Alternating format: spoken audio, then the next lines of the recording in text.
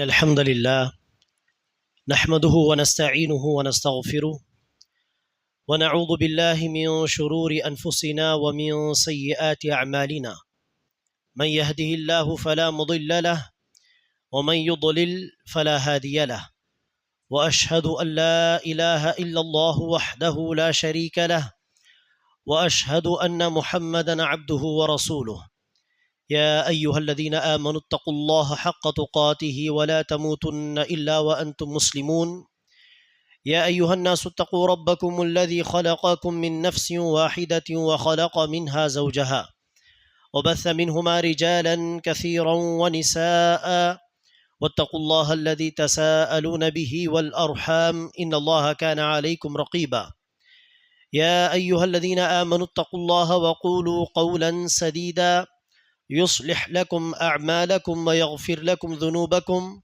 ومن يطع الله ورسوله فقد فاز فوزا عظيما أما بعد فإن خير الحديث كتاب الله وخير الهدي هدي محمد صلى الله عليه وسلم وشر الأمور محدثاتها وكل محدثة بدعة وكل بدعة ضلالة وكل ضلالة في النار قال الله عز وجل والكاظمين الغيظ والعافين عن الناس والله يحب المحسنين. கண்ணியமிக்க எனதருமை சகோதர சகோதரிகளே, இன்றைய இந்த ஜும்மா உரையில் கோபத்தை குறித்து இஸ்லாம் என்ன சொல்கிறது, கோபத்தை அடக்கிக் கொள்ளாமல் கோபமான நிலையில் நாம் பேசினாலோ அல்லது செயல்பட்டாலோ அது எப்படிப்பட்ட மோசமான விளைவுகள் ஏற்படுத்தும் என்பதை குறித்து தனக்காகவும் உங்களுக்காகவும் சில உபதேசங்களை சொல்ல விரும்புகிறேன். அன்பானவர்களே, நம்முடைய நஃப்ஸிலே காணப்படும் பல பண்புகளில் மார்க்கம் பெரும்பாலான நேரங்களிலே தவிர்க்கக்கூடிய அல்லது கட்டுப்படுத்தி அதை வைக்க வேண்டும் என்று சொல்லக்கூடிய ஒரு பண்பு தான் இந்த கோபம் என்கிற பண்பு. மார்க்கம் அறவே ஒரு மனிதன் கோபப்படக்கூடாது என்று சொல்லவில்லை, கோபமே வரக்கூடாது என்று சொல்லவில்லை, அது சாத்தியமும் கிடையாது. இமாம் ஷாஃபி ரஹிமுல்லா அவர்கள் சொல்வார்கள், ஒரு மனிதனுக்கு கோபமே வரவில்லை என்று சொன்னால் அவன் மனிதன் அல்ல, கழுதை என்று. காரணம், மனிதன் என்று சொன்னால் மனிதனுக்கு உணர்வுகள் உண்டு. நம்முடைய உணர்வுகளுக்கு மாற்றமாக, நம்முடைய யோசனைக்கு மாற்றமாக யாராவது ஏதாவது பேசினாலோ அல்லது ஏதாவது செயல்பட்டாலோ அந்த நேரத்தில் கோபம் வருவது என்பது இயல்பது, மனித இயல்பு. கோபமே வரவில்லை என்று சொன்னால் மக்கள் என்ன சொல்வார்கள், சூடு சுரணையே கிடையாது என்று சொல்வார்களா இல்லையா? ஆக கோபம் வருவது இயல்புதான். ஆனால் மார்க்கம் சொல்வது என்ன, அந்த கோபத்தை கட்டுப்படுத்தி கொள்ள வேண்டும், அந்த கோபத்தை வெளிப்படுத்தக்கூடாது, கோபம் வரக்கூடிய அந்த சந்தர்ப்பத்திலே பேசக்கூடாது, கோபம் படக்கூடிய அந்த நேரத்திலே செயல்படக்கூடாது என்றுதான் மார்க்கம் சொல்கிறதை ஒழிய ஒரு மனிதனுக்கு கோபமே வரக்கூடாது என்று சொல்லவில்லை, அது சாத்தியமும் கிடையாது. ஒரு சஹாபி ரசூலிடத்தில் வந்து, அவுசினி யா ரசூல் அல்லாஹ், அல்லாஹ்வின் தூதர் எனக்கு வசியத்து செய்யுங்கள். வசியத் என்கிற அந்த வார்த்தை நசீஹத் என்கிற வார்த்தையை விட கனமான வார்த்தையாகும். உபதேசம் என்று சொல்வதற்கு நசீஹத் என்கிற வார்த்தையும் உண்டு, வசியத் என்கிற வார்த்தையும் உண்டு. நசீஹத்தை விட மிக உபதேசம் ஏதாவது செய்வதாக இருந்தால் அதுதான் வசியத். ஆக அந்த சஹாபி வந்து கேட்கிறார், அவுசினி யா ரசூல் அல்லாஹ், அல்லாஹ்வின் தூதரை எனக்கு வசியத்து செய்யுங்கள். அதற்கு நபி ஸல்லல்லாஹு அலைஹி அவர்கள் அந்த சஹாபியுடைய குணத்தை அறிந்தவராக ரசூல் அவர்கள் இருந்திருப்பார். ஆகவே சொன்னார்கள், லா தக்தப், கோபப்படாதே, அதாவது கோபத்தை வெளிப்படுத்தாதே, கோபத்தை அடக்கிக்கொள். ஃபரத்தத மிராரன், அந்த சஹாபி மீண்டும் மீண்டும் வேறு உபதேசம் செய்யுங்கள் யா ரசூலுல்லாஹ், வேறு ஏதாவது வசியத் இருந்தால் செய்யுங்கள் யா ரசூலுல்லாஹ் என்று மீண்டும் மீண்டும் அந்த சஹாபி ரசூலிடம் உபதேசம் செய்யும்படி கேட்க நபி ஸல்லல்லாஹு அலைஹி வஸல்லம் அவர்களும் ஒவ்வொரு முறை லா தக்தப் லா தக்தப், அந்த ஒரு உபதேசத்தை மாத்திரம்தான் ரசூல் செய்தார்கள், கோபப்படாதே கோபப்படாதே கோபப்படாதே. ஆக அன்பானவர்களே, இந்த கோபம் என்பது பெரும்பாலும் மோசமான விளைவுகளை ஏற்படுத்தும். கோபத்தை வெளிப்படுத்தினால் என்கிற அடிப்படையில் கோபத்தை அடக்கிக் கொள்ள வேண்டும் என்று மார்க்கம் நமக்கு சொல்கிறது. அதற்கென எந்த நேரமும் எந்த சந்தர்ப்பத்திலும் கோபத்தை வெளிப்படுத்தவே கூடாதா? எல்லா நேரங்களிலும் தன்னுடைய கோபத்தை அடக்கிக் கொள்ள வேண்டுமா என்று சொன்னால் அப்படி அல்ல. மாறாக நபிகள் நாயகம் ஸல்லல்லாஹு அலைஹி வஸல்லம் அவர்களுடைய வழிகாட்டுதலை இந்த விஷயத்திலே நாம் அலசி பார்க்கும் பொழுது, ரசூலுடைய வாழ்க்கை வரலாறை படித்து பார்க்கும் பொழுது, ரசூலுடைய கோபம் என்று வரக்கூடிய ரசூலுடைய ஹதீஸுகளை பார்க்கும் பொழுது, நபி ஸல்லல்லாஹு அலைஹி வஸல்லம் அவர்கள் மார்க்க விஷயம், இஸ்லாம், ஈமான் என்று மார்க்கம் தொடர்பான விஷயம் வந்துவிட்டால், அல்லாஹ் சுப்ஹானஹு வ தஆலாவுடைய வரம்புகள் மீறப்பட்டால், கொள்கை விஷயத்திலே ஒரு பெரிய தவறை கண்டால், அல்லது அஹ்லாக் விஷயத்தில் ஒரு பெரிய தவறை கண்டால், அங்கு நபி ஸல்லல்லாஹு அலைஹி வஸல்லம் அவர்கள் கோபப்படுவார்கள், அந்த கோபத்தை வெளிப்படுத்தவும் செய்வார்கள் என்று ஹதீஸிலே நாம் பார்க்கிறோம். அதுவே உலகம் சார்ந்த விஷயம் அல்லது தனிப்பட்ட நபர் சார்ந்த பர்சனல் சம்பந்தப்பட்ட விஷயம் என்று வரும் பொழுது, நபி ஸல்லல்லாஹு அலைஹி வஸல்லம் அவர்கள் கோபம் வந்தாலும் அதை அடக்கிக் கொள்வார்கள், வெளிப்படுத்த மாட்டார்கள், அந்த கோபமான நேரத்திலே ரியாக்ட் செய்ய மாட்டார்கள் என்று ஹதீஸுகள் நமக்கு தெள்ள தெளிவாக எடுத்து சொல்கிறது. ஆக அன்பானவர்களே, சுருக்கமாக சொல்வதாக இருந்தால், உலகம் சார்ந்த விஷயங்களா, பர்சனல் சம்பந்தப்பட்ட விஷயங்களா, கோபத்தை அடக்கிக் கொள்ளுங்கள், அலட்சியம் காட்டுங்கள், மன்னித்து செயல்படுங்கள். மார்க்கம் தொடர்பான விஷயமா, கோபப்படுங்கள், அங்கு கோபம் வர வேண்டும், ரோஷம் வர வேண்டும், ஆனால் அந்த கோபத்தையும் வெளிப்படுத்த வேண்டிய விதத்தில் வெளிப்படுத்துவது. அதற்கு நபி ஸல்லல்லாஹு அலைஹி வஸல்லம் வாழ்க்கையில் பல உதாரணங்கள் உண்டு. ரசூலுடைய உதாரணங்கள் பார்ப்பதற்கு முன்பாக மூசா அலைஹிஸ்ஸலாத்து வஸ்ஸலாம் அவர்களுடைய ஒரு உதாரணத்தை பாருங்கள். மூசா அலைஹிஸ்ஸலாத்து வஸ்ஸலாம் அவர்கள் எகிப்திலே பனி இஸ்ரவேலர்களுக்கு அல்லாஹ்வை குறித்து, மார்க்கத்தை குறித்து எடுத்துச் சொல்லி, ஒரு கட்டத்தில் ஃபிரௌனுடைய அட்டூழியங்களை விட்டு, ஃபிரௌனுடைய அநீதியை விட்டு அவர்களை காப்பாற்றும் வண்ணம் எகிப்தை விட்டு பனி இஸ்ரவேலர்களை அழைத்து வெளியே சென்றார்கள். வெளியே போன பிறகு வேறு இடத்தில் பனி இஸ்ரவேலர்கள் வசிக்க தொடங்கிய பிறகு அவர்களுக்கு மத்தியில் தொடர்ந்து மூசா அலைஹிஸ்ஸலாம் ஏகத்துவத்தை சொல்லித் தருவது, மார்க்கத்தை சொல்லித் தருவது என்று பணிகளை செய்து வந்த காலத்தில்தான் அல்லாஹ் சுப்ஹானஹு வ தஆலா மூசா அலைஹிஸ்ஸலாம் அவர்களை தௌராத் வேதம் வழங்குவதற்காக வேண்டி தூர் மலைக்கு அழைத்தான். ஆக மூசா அலைஹிஸ்ஸலாத்து வஸ்ஸலாம் அவர்கள் தௌராத் வாங்குவதற்காக வேண்டி தன்னுடைய சமூகத்திலே ஹாரூன் அலைஹிஸ்ஸலாம் அவர்களை தனக்கு பிரதிநிதியாக விட்டுவிட்டு சென்றார்கள். போய் 40 நாட்கள் 50 நாட்கள் தங்கியிருந்து தௌராத் வேதத்தை வாங்கிவிட்டு மீண்டும் தன்னுடைய சமூகத்தை நோக்கி திரும்பி வருகிறார். வந்து பார்த்தால் அந்த சமூகத்தார் மிகப்பெரிய ஒரு குற்றத்தை, மிகப்பெரிய ஒரு பாவத்தை செய்த வண்ணம் இருந்தார்கள். என்ன செய்தார்கள்? இந்த இடைப்பட்ட நாட்களில் ஹாரூன் அலைஹிஸ்ஸலாம் அவர்கள் என்னதான் தடுத்தாலும் அந்த தடையை மீறி அவர்கள் ஒரு கன்றை உருவாக்கி, சிலையை உருவாக்கி அதை வணங்க தொடங்கி விட்டார்கள். சாமிரி என்பவன் அவர்களை வழிகெடுக்க அந்த சமூக மக்கள் பல பேர் வழிகெட்டு ஷிர்க் செய்ய தொடங்கி விட்டார்கள். சற்று யோசித்து பாருங்கள். அவ்வளவு பல காலங்கள் கஷ்டப்பட்டு தௌஹீதை சொல்லிக் கொடுத்து, அல்லாஹ் ஒருவனை மட்டுமே வணங்க வேண்டும் என்பதை ஆணித்தரமாக சொல்லிக் கொடுத்து ஒரு சமூகத்தை உருவாக்கி இருக்கிறார். 40 நாட்கள் அந்த சமூகத்தில் இல்லாமல் போனதும் அவர்கள் மீண்டும் ஷிர்கில் போய்விட்டார்கள் சொன்னால் அந்த நபியுடைய உள்ளம் எப்படி துடித்திருக்கும் யோசித்து பாருங்கள். ஆக திரும்பி வந்து பார்த்தால் கன்றை வணங்கி கொண்டிருக்கிறார்கள், சிலையை வணங்கி கொண்டிருக்கிறார்கள். ஆக அல்லாஹ் சுப்ஹானஹு வ தஆலா சொல்கிறான், ரஜஅ மூஸா கத்பான அஸிஃபா. மூஸா அலைஹிஸ்ஸலாத்து வஸ்ஸலாம் அவர்கள் கோபப்பட்டவர்களாக, அந்த சமூகத்தார் மீது வருத்தம் கொண்டவர்களாக அவர்கள் திரும்பி வந்தார்கள். வந்து எரிச்சிதார்கள். ஃபஅல்கல் அல்வாஹ், தௌராத் உடைய வசனங்கள் எழுதப்பட்ட ஏடுகள் அல்லாஹ் அவர்களுக்கு கொடுத்து அனுப்பினான். அந்த ஏடுகளை கீழே வைத்து வேகமாக வந்து ஹாரூன் அலைஹிஸ்ஸலாத்து வஸ்ஸலாம் அவருடைய தாடியை பிடித்து அப்படியே அசைத்தார்கள் என்று அல்லாஹ் சொல்கிறான். ஹாரூன் அலைஹிஸ்ஸலாமுடைய தாடியை பிடித்து முன்பின்னாக இழுத்து, இந்த மக்கள் ஷிர்க் செய்யும் பொழுது நீங்கள் தடுக்கவில்லையா? நான் உங்களை பிரதிநிதியாக தானே விட்டு சென்றேன், பொறுப்பு கொடுத்து தானே நான் சென்றிருந்தேன் என்று சொன்னார்கள். அதற்கு அவர்கள் சொன்னார்கள், என் தாயின் மகனே, கோபப்பட வேண்டாம், நான் அவர்களை தடுக்க முயற்சித்தேன், அவர்கள் என்னுடைய பேச்சை கேட்கவில்லை, அவர்கள் மத்தியில் பிரிவினை உண்டாகும் என்று சொல்லி நான் அப்படியே விட்டுவிட்டேன் என்று தன் புறத்திலிருந்து அவர்கள் தன்னுடைய காரணத்தை சொன்னார்கள். ஆக மூசா அலைஹிஸ்ஸலாத்து வஸ்ஸலாம் அவர்கள் இங்கு கோபப்பட்டார் என்று சொன்னால் எதற்காக? கொள்கைக்காக வேண்டி.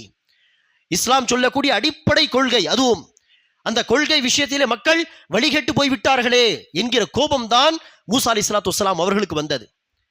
நபி ஸல்லல்லாஹு அலைஹி வஸல்லம் அவர்களுடைய உதாரணங்கள் என்று பார்த்தால், ஒரு முறை சஹாபாக்கள் விதி தொடர்பான விஷயத்திலே பேசிக் கொண்டிருந்தார்கள். விதி என்பது என்னது? மிக எச்சரிக்கையாக இருக்க வேண்டிய ஒரு பகுதி அது, இல்லையா? விதி தொடர்பான விஷயத்தில் லேசாக நாம் வரம்பு மீறி பேச தொடங்கிவிட்டால் அல்லது லேசாக வரம்பு மீறி சிந்திக்க தொடங்கிவிட்டால் அது நம்மை பாரதூரமான விஷயங்களை நோக்கி அழைத்து சென்றுவிடும். ஆக மிக எச்சரிக்கையாக இருக்க வேண்டிய கொள்கை சார்ந்த ஒரு பகுதி தான் இந்த விதி தொடர்பான நம்பிக்கை. அந்த விஷயத்தில் சஹாபாக்கள் பேசிக்கொண்டிருக்கும் பொழுது நபி ஸல்லல்லாஹு அலைஹி வஸல்லம் அவர்கள் வந்தார்கள். வந்தவர்கள் பேசுவதை கேட்டதும் கடுமையாக கோபப்பட்டார்கள். கோபப்பட்டு சொன்னார்கள், நீங்கள் பேசக்கூடிய இத்தகைய விஷயங்களில் வரம்பு மீறி போன காரணத்தினால்தான் முந்தைய சமூக மக்கள் வழிகட்டு போனார்கள். ஆக இந்த விஷயத்தை பேசக்கூடாது, ஆழமாக பேசக்கூடாது என்று கோபப்பட்டு ரசூல் அவர்கள் தடுத்தார்கள். ஒரு முறை உமர் பின் ஹத்தாப் ரலியல்லாஹு அன்ஹு அவர்களுக்கு தௌராத்துடைய சில வசனங்கள் கிடைத்தது. அந்த வசனங்களை அவர்கள் ஓதி பார்த்ததும் படித்து பார்த்ததும் நபி ஸல்லல்லாஹு அலைஹி வஸல்லம் அவர்களுடைய முகம் கோபத்தால் செவந்து போய்விட்டது. சஹாபா பெருமக்கள் சொன்னார்கள், உமரே, நபி ஸல்லல்லாஹு அலைஹி வஸல்லம் அவர்கள் கோபப்படுகிறார்கள் என்பதை நீங்கள் கவனிக்கவில்லையா?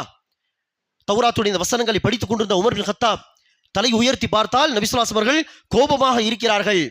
ஆக உடனே அந்த வசனங்களை கீழே போட்டு ரதீது பில்லாஹி ரப்பன் வபில் இஸ்லாமி தீனன் வபி முஹம்மதின் நபியா என்று தன்னுடைய ஈமானை சரி செய்யும் விதத்தில் அல்லது புதுப்பிக்கும் விதத்திலே இந்த வார்த்தைகளை சொன்னதும் நபி ஸல்லல்லாஹு அலைஹி வஸல்லம் அவர்கள் உடைய கோபம் தணிந்தது.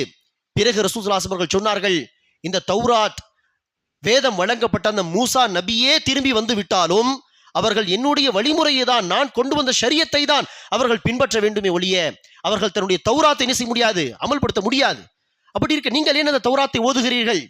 நமக்கு தான் அல்லாஹ் குர்ஆனை தந்திருக்கிறானே என்று நபி ஸல்லல்லாஹு அலைஹி வஸல்லம் அவர்கள் பாருங்கள், கொள்கை சம்பந்தப்பட்ட விஷயம் என்று வந்தால் கோபப்படுகிறார்கள். காரணம், கோபப்பட்டு அவர்களை தடுத்தால்தான் எச்சரிக்கையாக அவர்களும் அந்த விஷயங்களை தவிர்ப்பார்கள். ஆக மார்க்கம் என்று வந்தால் கோபப்பட வேண்டும், ரோஷம் வர வேண்டும், ஈமானிய ரோஷம். நபி ஸல்லல்லாஹு அலைஹி வஸல்லம்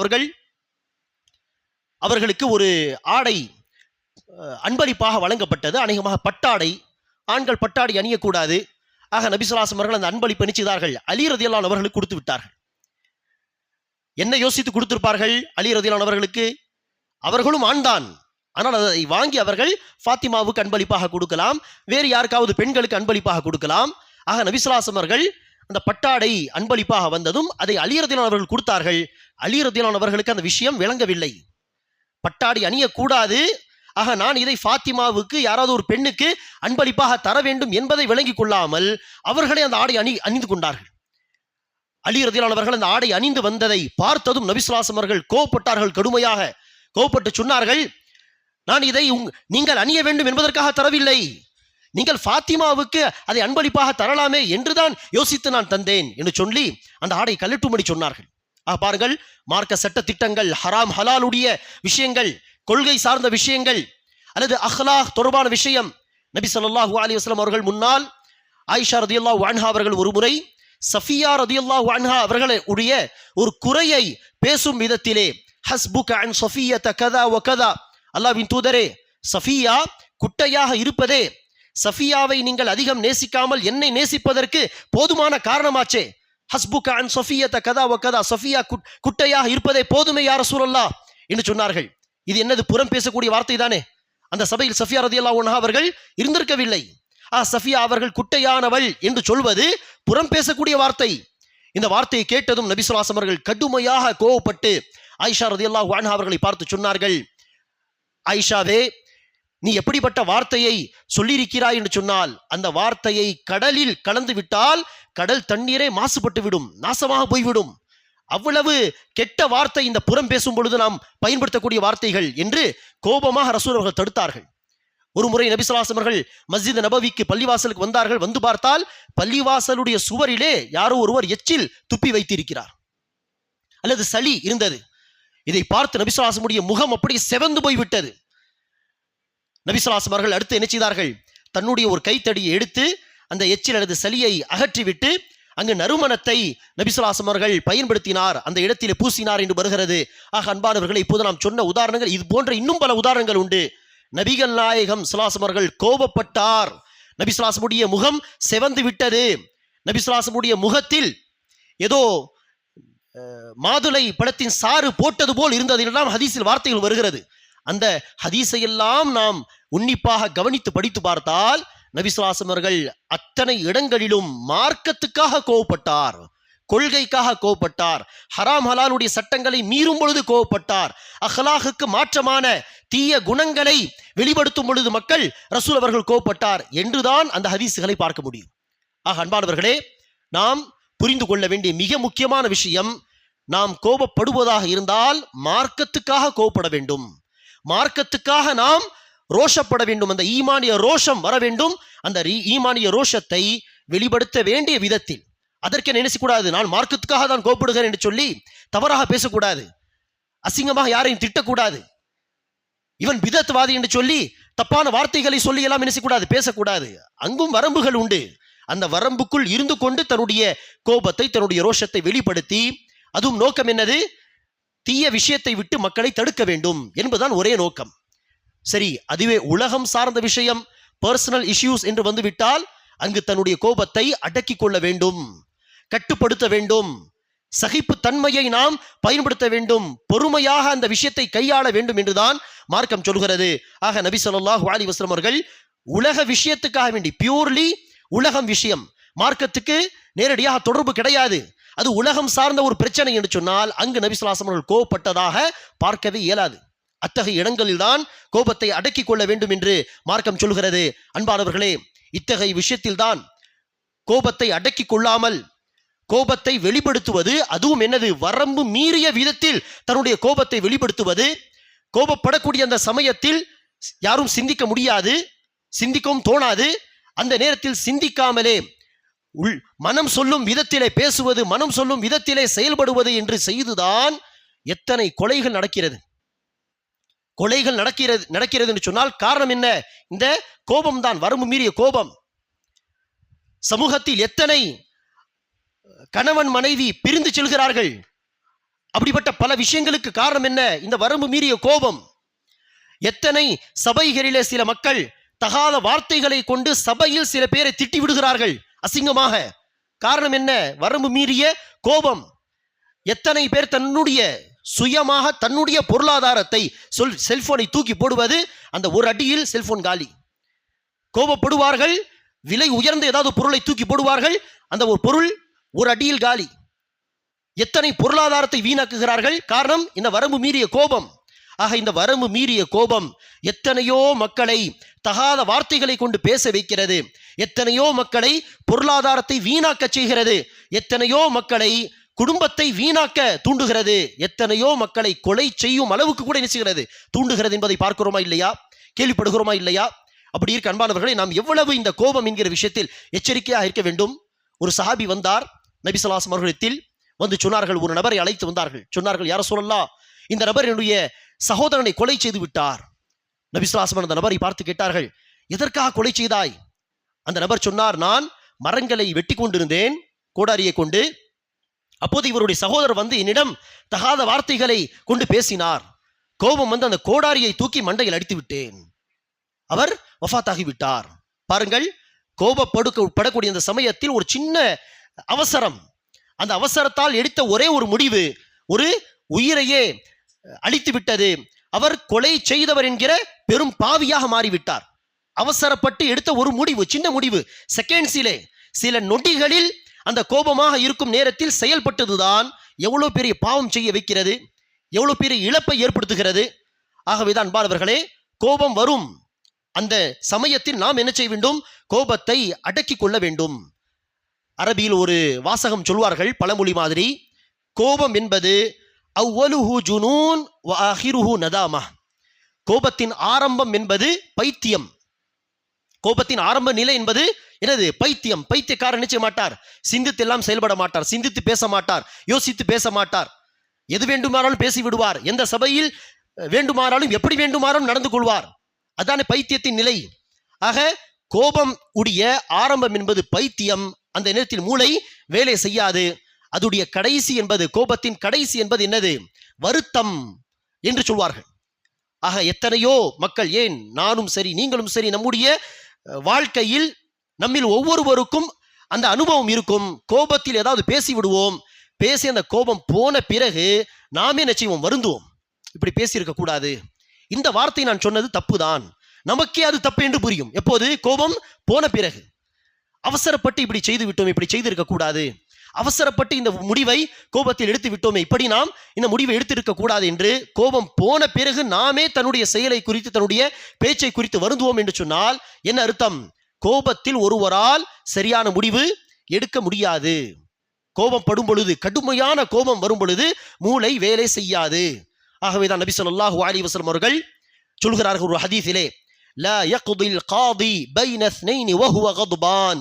ஒரு காதி, தீர்ப்பு வழங்கக்கூடியவர், இரண்டு நபர்கள் ஒரு பிரச்சனை என்று வருகிறார்கள், ஒரு வழக்கு எடுத்துக்கொண்டு வருகிறார்கள்.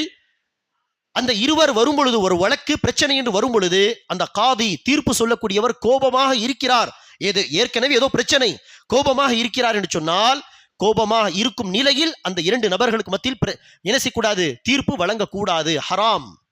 தீர்ப்பு வழங்கக்கூடாது. கோபமாக இருந்தால் என்ன செய்ய வேண்டும்? அடுத்து வாருங்கள், சிறிது நேரம் கழித்து வாருங்கள் என்று அவர்களை திருப்பி அனுப்பிவிட வேண்டுமே தவிர, கோபமாக இருக்கும் பொழுதே இரண்டு நபர்கள் பிரச்சனை என்று வரும் பொழுது தீர்ப்பு வழங்க போகக்கூடாது, தீர்ப்பு வழங்க இயலாது. அதே போல நபி ஸல்லல்லாஹு அலைஹி வஸல்லம் அவர்கள் தலாக் விஷயத்திலே ஒரு ஹதீஸிலே சொல்கிறார்கள், லா தலாக் வலா இதாக் ஃபி இக்லாக். கடுமையான கோபம் இருக்கும் நேரத்திலே தலாக் சொன்னாலும் தலாக் செல்லுபடியாகாது, அல்லது ஒரு அடிமையை விடுவித்தாலும் அது என்ன செய்யாது? செல்லுபடியாகாது. தலாக் என்றாலே கோபத்தில் தான் சொல்வது. யாரும் சிரித்து கொண்டே சந்தோஷமாக இருக்கும் பொழுது திடீரென்று மனைவியை பார்த்து தலாக் என்று சொல்ல மாட்டார்கள். கோபத்தில் சொல்வதுதான் தலாக். ஆனால் அந்த கோபத்திலும் என்ன? வரம்பு மீறிய கோபம். அந்த கோபத்தில் தான் மக்கள் என்ன செய்வார்கள்? கொலை செய்வது பெரும் பாவம் என்று தெரிந்த பிறகும் கோபத்தை என்ன செய்வார்கள்? கையில் எது கிடைத்தாலும் எடுத்து அடித்து விடுவார்கள், உயிரை போய்விடும். அந்த கடுமையான கோபத்தில் தான் கஷ்டப்பட்டு அவரே வாங்கிய மிக விலை உயர்ந்த பொருளை என்ன செய்வார்கள்? தன் கையால உடைத்து விடுவார்கள். இதெல்லாம் வரம்பு மீறிய கோபம். அந்த கோபத்தில் ஒருவர் என்ன பேசுகிறார், என்ன செய்கிறார் என்று அவருக்கே தெரியாது. அப்படிப்பட்ட கடுமையான கோபத்தில் ஒருவர் தலாக் என்று சொல்லிவிட்டால் அந்த தலாக் செல்லுபடியாகாது.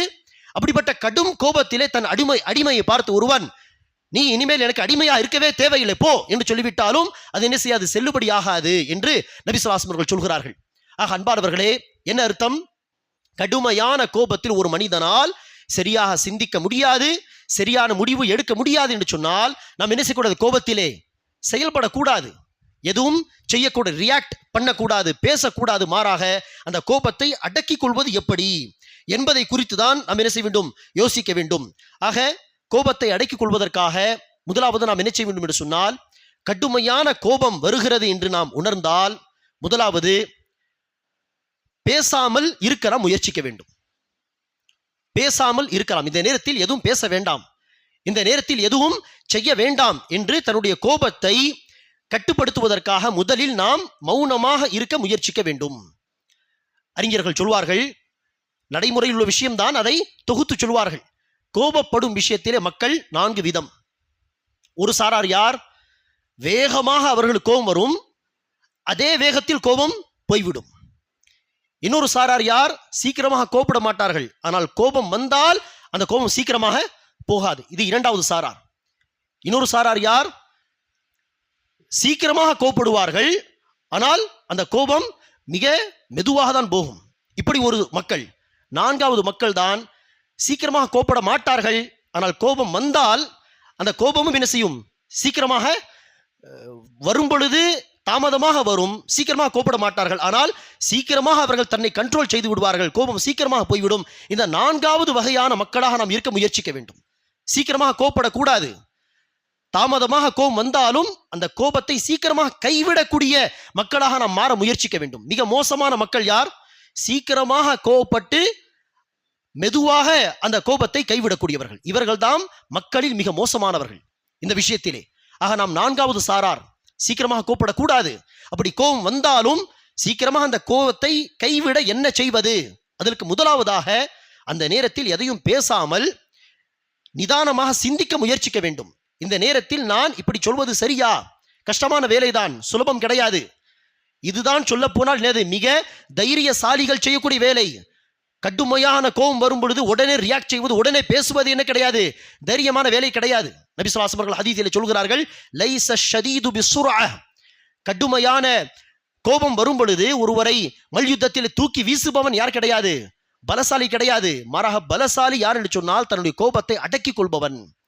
பேச்சு கோபம் வரும் பொழுது கடுமையாக பேசுவது, அடிப்பது, இது தைரியசாலிகளுடைய வேலை அல்ல. தைரியசாலி பலசாலி யார் என்று சொன்னால் தன்னுடைய கோபத்தை அடக்கிக் கொள்பவன் என்று நபி ஸல்லல்லாஹு அலைஹி வஸல்லம் அவர்கள் சொல்கிறார்கள். ஆக கோபம் வருகிறது என்று உணர்ந்தால் அந்த நேரத்தில் மௌனமாக இருக்க முயற்சிக்க வேண்டும்.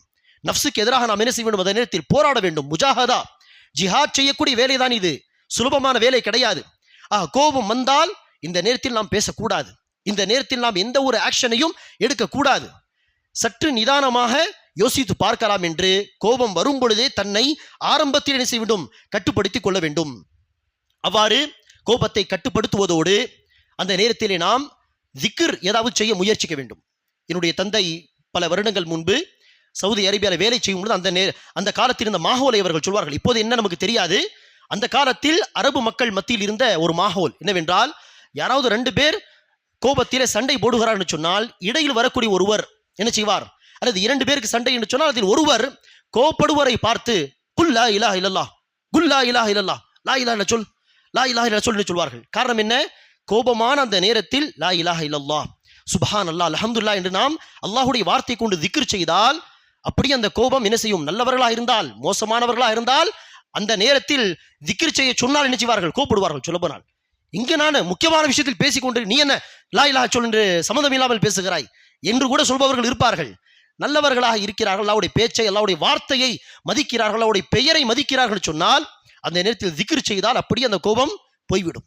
ஆக மௌனமாக இருப்பது, முடிந்தால் அந்த நேரத்தில் திக்ர் செய்வது, மிக முக்கியமாக அந்த திக்ரில் ஒரு வகைதான் அஊது பில்லாஹ் படிப்பது.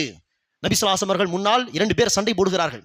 அப்போது நபி ஸல்லல்லாஹு அலைஹி வஸல்லம் அவர்கள் மற்ற சஹாபாவை பார்த்து சொன்னார்கள், இப்போது நான் ஒரு வார்த்தையை சொல்வேன், அந்த வார்த்தையை சொன்னால் இவர்களுடைய கோபம் போய்விடும் என்று சொல்லி அஊது பில்லாஹி மினஷ் ஷைத்தானிர் ரஜீம், விரட்டப்பட்ட ஷைத்தானை விட்டு நான் அல்லாஹ்வின் பாதுகாப்பு தேடுகிறேன். ஆக அஊது பில்லாஹ் சொல்ல வேண்டும். முடிந்தால் கடுமையான கோபம் வரும் பொழுது தண்ணீர் அருந்துவது, முடிந்தால் அதையும் மீறி உது செய்வது. காரணம் ஷைத்தானிய தன்மைதான் இந்த கோபம். ஷைத்தான் நெருப்பால் படைக்கப்பட்டவன். ஆக நெருப்புக்கு எதிரான விஷயம் தான் தண்ணீர். ஆக உது செய்வது, தண்ணீர் குடிப்பது என்று செய்தாலும் இன்ஷா அல்லாஹ் அந்த கோபம் பெரிய அளவில் குறைவதற்கான வாய்ப்புகள் உண்டு. தன்னுடைய நிலையை மாற்ற வேண்டும், தன்னுடைய இடத்தை மாற்ற வேண்டும், வேறு விஷயத்தை குறித்து சிந்திக்க முயற்சிக்க வேண்டும். இப்படி மார்க்கம் சொல்லக்கூடிய வழிகள் இந்த நவீன காலத்திலும் சில வழிகளை சொல்வார்கள். அதையெல்லாம் பயன்படுத்தி தன்னுடைய கோபத்தை அடக்கிக் கொள்ள முயற்சிக்க வேண்டும். ஆக கடுமையான கோபம் வரும் பொழுது இந்த வழிகளை பயன்படுத்தி நாம் கோபத்தை அடக்கிக் கொள்ளதான் முயற்சிக்க வேண்டுமே தவிர அந்த கோபமான நேரத்தில் பேசுவதோ ரியாக்ட் செய்வதோ என்று செய்தால் நிச்சயமாக தவறான பேச்சுகள் தான் பேசுவோம், தவறான முடிவுகள் தான் எடுப்போம். பேசி முடித்த பிறகு, கோபம் போன பிறகு நாமே என்ன செய்வோம்?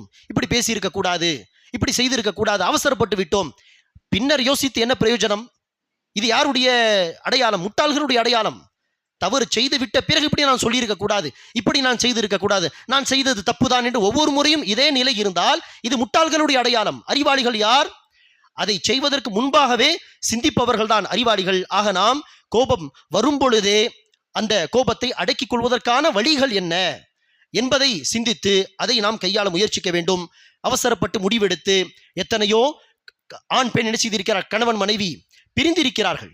அவர்கள் மாத்திரம் பிரிவது கிடையாது, அந்த இருவர் பிரிவதால் குடும்பத்தில் உள்ள பல பேர் பாதிப்படைவார்கள். குறிப்பாக குழந்தைகள் இருந்தால் குழந்தைகளுக்கு அது பேர் இழப்பு. ஆக கோபத்தின் காரணமாக எத்தனையோ ஆண் பெண் பிரிந்த சம்பவங்கள் உண்டு. கோபத்தின் காரணமாக எத்தனையோ பொருளாதார இழப்பு ஏற்பட்ட சம்பவங்கள் உண்டு.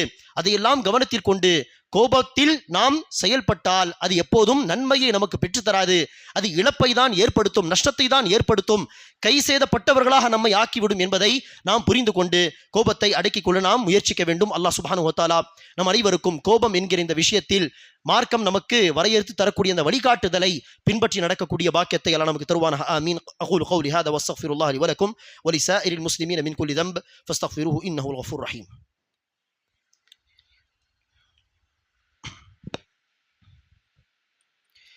அல்ஹம்துலில்லாஹி ரப்பில் ஆலமீன் வஸ்ஸலாத்து வஸ்ஸலாமு அலா ரசூலிஹில் கரீம். அம்மா பாத். கனிமிக்க சகோதர சகோதரிகளே, நபிகள் நாயகம் ஸல்லல்லாஹு அலைஹி வஸல்லம் அவர்கள் மார்க்க விஷயத்தில், கொள்கை அஹ்லாக் சம்பந்தப்பட்ட விஷயத்தில் கோபப்படுவார், உலகம் சார்ந்த விஷயத்தில் கோபப்பட மாட்டார் என்று சொன்னோம். ஆனால் நம்மில் பலருடைய நிலைப்பாடு என்னது? அப்படியே உல்டாவானது. உலகம் சார்ந்த விஷயத்தில் கடுமையாக கோபப்படுவோம். மனைவி மீது கோபம், மனைவி கணவர் மீது கோபம், பிள்ளைகள் மீது கோபம், அந்த கோபத்தில் கடுமையாக பேசிவிட்டு பல உறவுகள் துண்டிக்கப்படுவது என்று உலகம் சார்ந்த விஷயத்தில் உடனே கோபப்படக்கூடிய மக்கள் ஏராளம். ஆனால் மார்க்க விஷயத்தில் வீட்டில் மனைவி தொழாமல் இருப்பாள், ஆனால் பார்த்து கோபமே வராது, ரோஷமே வராது. சொந்த பிள்ளை தொழாமல் விளையாடி கொண்டு வீணான விஷயங்கள் செய்து கொண்டு அதையும் மீறி ஹராமான படங்கள் எல்லாம் பார்த்து கொண்டு இருப்பான், அதையெல்லாம் பார்த்து கோபம் வராது. ஆக நாம் தன்னுடைய நிலையை சிந்தித்து பார்க்க வேண்டும். நாம் எந்த விஷயத்தில் கோபப்படுகிறோம், எந்த விஷயத்தில் நமக்கு ரோஷம் வருகிறது என்று சிந்தித்து பார்த்து நபிகள் நாயகம் ஸல்லல்லாஹு அலைஹி வஸல்லம் அவருடைய அழகிய முன்மாதிரியை இந்த விஷயத்தில் நாம் கடைபிடிக்க வேண்டும். உலகம் சார்ந்த விஷயங்களில் முடிந்த அளவு தன்னுடைய கோபத்தை அடக்கி கொள்வது என்பதை நாம் கையாள வேண்டும். அப்படிப்பட்ட மக்களுக்கு அல்லாஹ் சுப்ஹானஹு வ தஆலா மகத்தான கூலி இருப்பதாக குர்ஆனிலும் நபிகள் நாயகம் ஸல்லல்லாஹு அலைஹி வஸல்லம் அவர்கள் ஹதீஸிலும் வாக்களிக்கிறார்கள். குர்ஆனில் அல்லாஹ் சொல்லக்கூடிய நற்செய்தி என்ன? அல்லாஹ் சுப்ஹானஹு வ தஆலா சொல்கிறான், வல் காஸிமீனல் கய்ஸ் வல் ஆஃபீன அனின் நாஸ் வல்லாஹு யுஹிப்புல் முஹ்ஸினீன். யார் தன்னுடைய கோபத்தை அடக்கிக் கொள்கிறார்களோ, மக்களை மன்னிக்கிறார்களோ, இத்தகைய நன்மை செய்பவர்களை அல்லாஹ் சுப்ஹானஹு வ தஆலா நேசிக்கிறான். வல்லாஹு யுஹிப்புல் முஹ்ஸினீன். ஹதீஸில் இது குறித்து வந்த நற்செய்தி என்ன? நபி ஸல்லல்லாஹு அலைஹி வஸல்லம் அவர்கள் சொல்கிறார்கள், மன் கதம கையதன், எவர் ஒருவர் கோபப்படுகிறாரோ அந்த நேரத்தில் வஹுவ காதிருன் அலா ஐ யுன்ஃபிதஹு, அந்த கோபத்தை வெளிப்படுத்தக்கூடிய சக்தியும் அவருக்கு உண்டு. தன்னை விட சிறியவர்கள் மீதான அவர் கோபப்படுகிறார், பிள்ளைகள் மீது தாய் தந்தை கோபப்படுவது, மனைவி மீது கணவர் கோபப்படுவது, அல்லது மாணவர்கள் மீது ஆசிரியர் கோபப்படுவது, அல்லது வேலை செய்யக்கூடிய பணியாளர் மீது எஜமான் கோபப்படுவது, அந்த கோபத்தை வெளிப்படுத்தக்கூடிய சக்தியும் அவருக்கு உண்டு. கோபப்பட்டால் யாரும் வந்து என்ன செய்ய முடியாது, தடுக்க முடியாது. இருந்தாலும் அவர் அந்த கோபத்தை அடக்கிக் கொள்கிறார் என்று சொன்னால் நபி ஸல்லல்லாஹு அலைஹி வஸல்லம் அவர்கள் சொல்கிறார்கள், தஅஹுல்லாஹு சுப்ஹானஹு அலா ரூஸில் ஹலாயிக் யௌமல் கியாமஹ், நாளை மறுமை நாளில் கோடான கோடி அந்த மனிதர்கள் நிற்கும் அந்த நேரத்திலே அல்லாஹ் சுப்ஹானஹு வ தஆலா அவர்களை அழைப்பான். அழைத்து அல்லாஹ் சுப்ஹானஹு வ தஆலா செய்வான், ஹத்தா யுஹய்யரஹு மினல் ஹூரில் ஈனி மாஷா, ஹூரில் ஈனில் யார் வேண்டுமானாலும் நீ அவர்களை அழைத்துக் கொள்ளலாம் என்று அல்லாஹ் சுப்ஹானஹு வ தஆலா சொல்வான் என்று நபி ஸல்லல்லாஹு அலைஹி வஸல்லம் அவர்கள் சொல்கிறார்கள்.